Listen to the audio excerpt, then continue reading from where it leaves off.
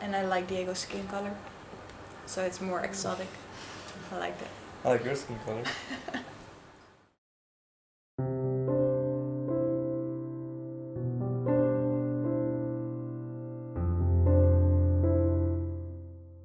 I'm a teacher, I'm a writer, I love reds, I love cycling, I love Diego, I love being outdoor, I love reading, and yeah, that's who I am, but that's not like who I am with all the struggles.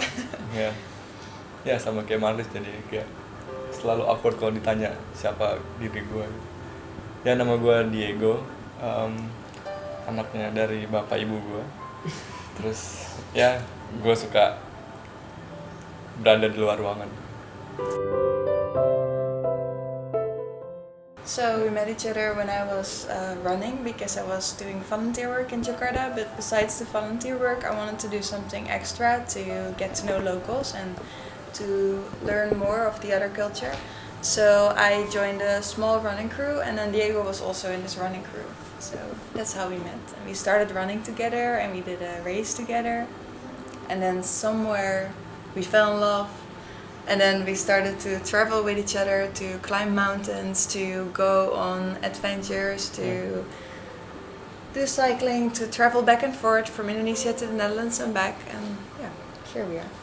Gue ingat pertama kali Marlies ketemu gue tuh waktu dia mau lari terus nyamperin di rumah. Soalnya harus jemput. Going to talk about my outfit? Soalnya harus jemput orang gitu, jadi pertama kali gue dengar suaranya ketika dia bilang, "Can I use your bathroom?" Right? Yeah. Yeah. That's it. Yeah, that was the first moment. Pertama kali kayaknya nggak susah dapetnya gitu, soalnya kayak mungkin Marlies nggak nyaman kayak pertama kali datang terus banyak orang dan nggak tahu harus ngapain dan nggak tahu harus lari di mana, nggak tahu harus ngapain abis lari segala macam. Jadi kayak dia bukan apa ya, bukan jadi dirinya, soalnya nggak nyaman. Terus tapi beberapa kali setelah tukeran WhatsApp nomor, terus akhirnya jalan bareng, kayak yang gue temuin sih dia kayak selalu mau nyoba hal baru gitu, dan mau nyoba adventure, keluar dan ketemu orang lain. Dan yeah. I remember one specific thing, but that's not really nice to say, but I remember that I was running next to you and I just broke up with my boyfriend in the Netherlands, and then I thought, oh, could I ever fall in love with this guy? No, I could never. I thought it about you, but then somehow I did. So Diego went to my house with the Vespa, and then I thought like, oh, he's so cool, he has a Vespa, so I already fell in love. And then I was wearing a singlet like with thin, how do you call it, straps?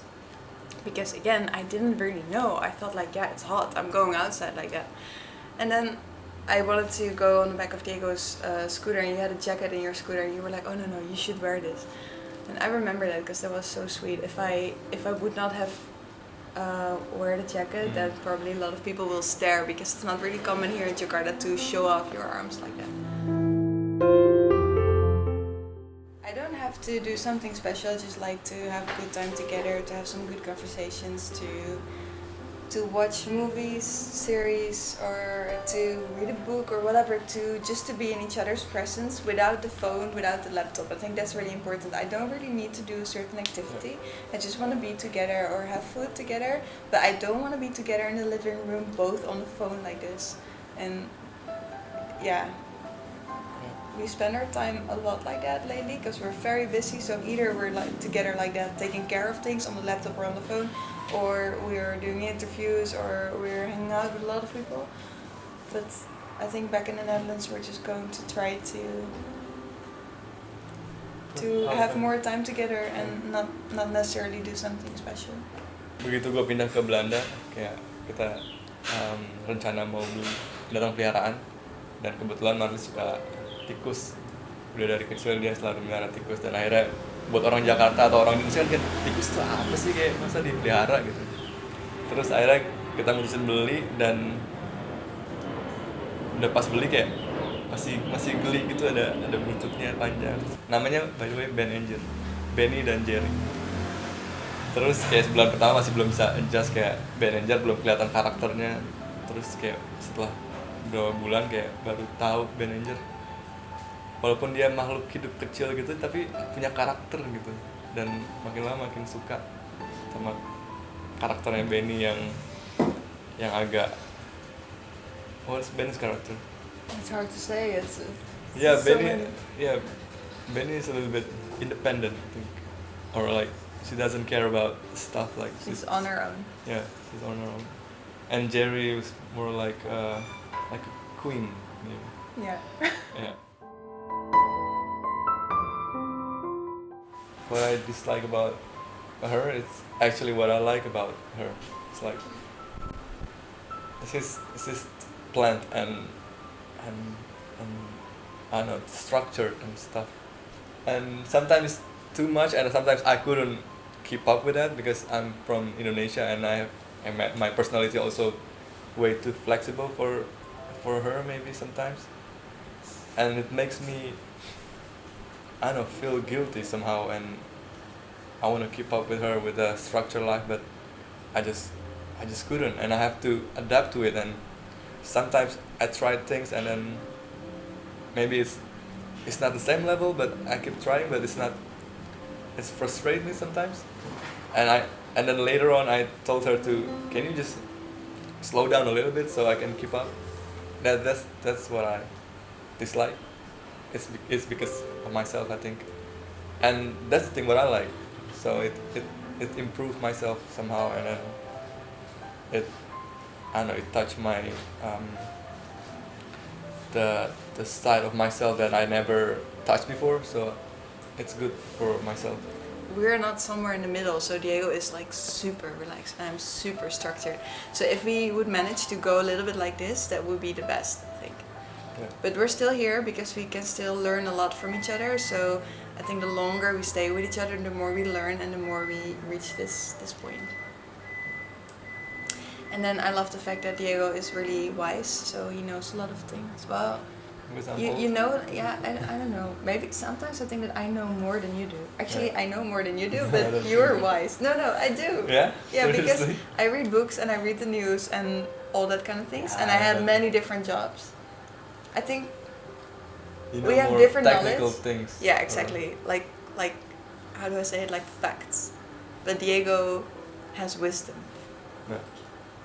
Yeah. So. And I like Diego's skin color, so it's more exotic. I like that. I like your skin color.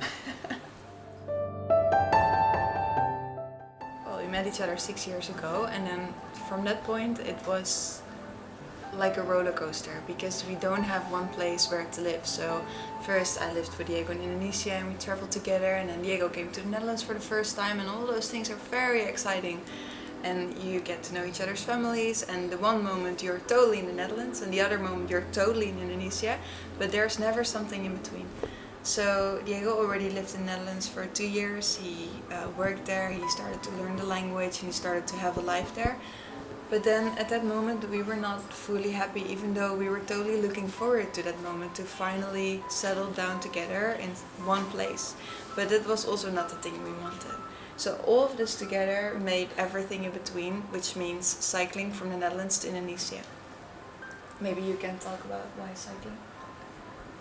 Ya, kenapa sepeda? Karena menurut kita kayak kecepatan sepeda tuh pas gitu, nggak terlalu lambat dan nggak terlalu cepat. Dan kalau kayak jalan kaki tuh untuk memakan kilometer kayak butuh banyak banget waktu, dan mobil juga terlalu cepat gitu. Dan keuntungan bersepeda juga, kita suka outdoor activities dan kita suka emang lari, suka sepedaan tiap hari gitu di Belanda. Dan ada keuntungan lagi pas ketemu di jalan tuh, bahwa orang-orang lokal tuh begitu lihat pesepeda yang keringetan, yang goes pakai tenaga sendiri dan mukanya kotor dan bajunya kotor tuh, kayak mereka mau nolong gitu. Jadi banyak dipanggil sama orang-orang, kasih makan, kasih minum, suruh nginep dan segala macam. Jadi kemarin sih ngerasa pas banget milih sepeda sebagai alat transportasinya. For me, the best entertainment was to have silence. So it's really hard to have silence. It's just not possible. Like also now as we're doing this interview, it's impossible to have silence. There will be a plane, there will be a car, there will be a scooter, there will be something. Kalau buat gue kayaknya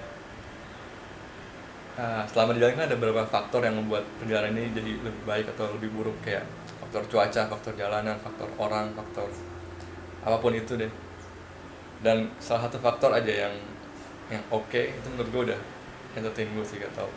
Yang jalanannya mulus, tapi walaupun hujan tapi tetap jalannya mulus, itu kayak udah buat gue seneng. Atau jalannya hancur tapi cuacanya bagus dan nggak terlalu panas, itu juga udah buat gue seneng sih. We just want to find peace in the simple life, and we just want to find happiness in the simple things. And those simple things, being with your family, doing something useful for the place where you live with the work you do, having some free time as well, etc., etc. Actually, that's a really big thing. But in our life, it's considered as the small things. So you only matter if you have so many followers in social media, and you only matter if you do so many exotic travels, and if you have all these awesome things. But all those things, I want to not do it. I just want to focus on the things that are important to me, just the small things.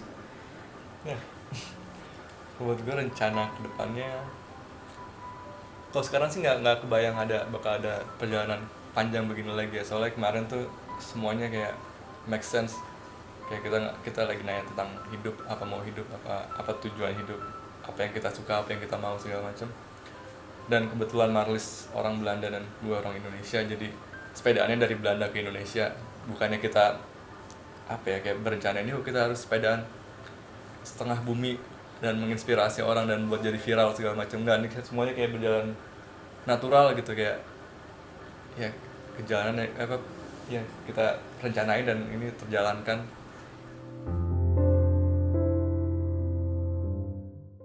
Then I would ask people to train their minds to be aware of other beings. So it's, for many people, it's quite easy to understand about friends or family and understand how they feel and how they think and what they need. But it sounds really strange maybe to other people, but I try to do this also for plants and for trees. And I don't know, I see a butterfly over there and I try to imagine the world this butterfly lives in. And if there's a fly trapped in my room, I try to catch the fly and bring it back outside. And I always imagine about that and try to do small things to make it better for those lives, because I'm afraid that a lot of us forget about that. So maybe that's something I want to tell others. Gue waktu di jalan tuh punya satu momen yang emosional banget. Jadi waktu di Turki dan harus sepedaan downhill, tiba-tiba ada burung di sebelah gue yang lagi ngikutin gue jalannya sama gitu. Terus tiba-tiba kepikiran kalau ini burung senang banget bisa jadi burung gitu dan terbang bebas, mau kemana aja tuh terserah dia gitu. Terus tiba-tiba juga kepikiran sama burung-burung yang dikurung sama orang gitu, yang di rumah orang yang cuma sangkarnya kecil banget dan nggak bisa kemana-mana. Kayak manusia egois banget, yang manusia tuh punya segalanya gitu, kayak punya handphone canggih, ada internetnya cepet, punya kamera, punya mobil, motor, baju, mau beli apa aja bisa gitu. Tapi kenapa nggak si burung itu dilepasin aja gitu? Emang apa salahnya gitu? Dan burung tuh, kalau percaya Tuhan, burung tuh ciptaan Tuhan yang dikasih sayap dan bisa terbang bebas gitu. Emang itu naturalnya dia tuh begitu gitu. Dan kalau percaya evolusi juga, burung yang tadinya mamalia darat, yang binatang darat, dan entah dia mengejar mangsanya sampai bisa terbang atau dikejar mangsanya sampai bisa terbang, kan butuh proses yang lama gitu. Kenapa nggak appreciate burung yang udah berevolusi bareng dengan kita manusia dan juga tumbuhan, jadi diri mereka aja. Kenapa kita tetap sebagai manusia mau nyangkarin si burung yang bisa terbang bebas? My definition of becoming human, I think it has something to do with our selfishness. So I think humans are selfish. Maybe every being is selfish because we always want to survive. But I think because we're human, there's also this other side. We have the ability to train our humbleness.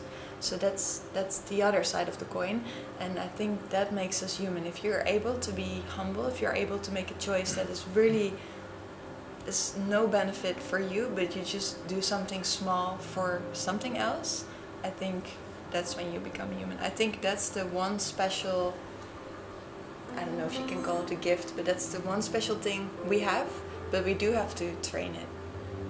Yeah. Ini pertanyaan udah lama sih buat gue, kayak apa sih tujuan manusia gitu di bumi ini.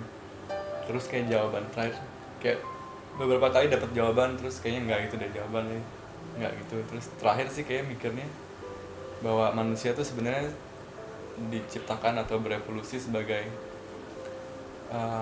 kayak guardian of this planet gitu ya, dengan segala kemampuan kita, semua ability dan semua perasaan. Sebenarnya manusia bisa lebih bijaksana sebagai makhluk hidup di dunia dibandingin manusia yang sekarang pada umumnya gitu.